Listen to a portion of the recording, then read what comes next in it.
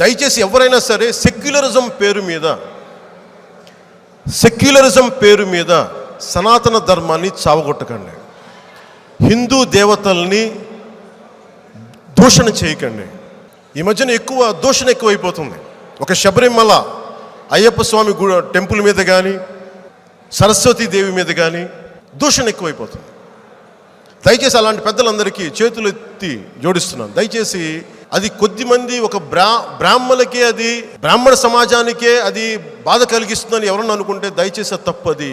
ప్రతి సనాతన ధర్మాన్ని పాటించే ప్రతి హిందూకి బాధ కలుగుతుంది. ఆ మాటల వల్ల చాలా బాధ కలుగుతుంది. మాట్లాడలేకపోతున్నాం. నేను ఈ 74వ రిపబ్లిక్ దినోత్సవం సందర్భంగా చెప్తున్నాను, దయచేసి హిందూ దేవతల్ని దయచేసి దూషించకండి. నా విన్నపం ఇది. మీరు ఒక మహమ్మద్ ప్రవక్తను అంటానికి మీకు భయం వేస్తుంది, ఒక జీసస్ మహానుభావుని అంటానికి భయం వేస్తుంది, కానీ హిందూ దేవతలు అంటానికి మీకు ఎక్కడి నుంచి ధైర్యం వస్తుంది? తప్పది.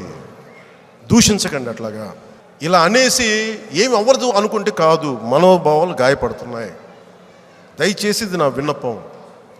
ఇది మాట్లాడినంత మాత్రాన నేను రైట్ వింగ్ అయిపోను. నేను సగటు భారతీయుడినే అవుతాను. అది గుర్తుపెట్టి, దానికి మీకు రైట్ వింగ్ అనిపిస్తే సంతోషం, తీసుకోండి, నాకేం ఇబ్బంది లేదు.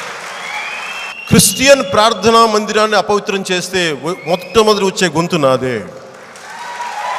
మహమ్మద్ ప్రవక్తని అవమానం జరిగితే వచ్చే గొంతు మాదే. అలాగే మా అయ్యప్ప స్వామి మీద వస్తే గొంతు కూడా చాలా గట్టిగా ఉంటుంది.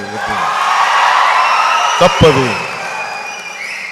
సెక్యులరిజం అని చెప్పి నోటికి వచ్చినట్టు మాట్లాడద్దు. తప్పది.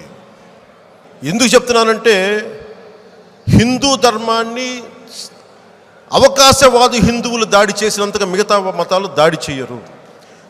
మీ ఇంట్లో కావచ్చు, మీ చుట్టుపక్కల కావచ్చు, హిందూ దేవతలను దూషిస్తే సాటి హిందువులుగా మిగతా దూషించే హిందువులు మీరు ఎదుర్కోండి ముందుగా.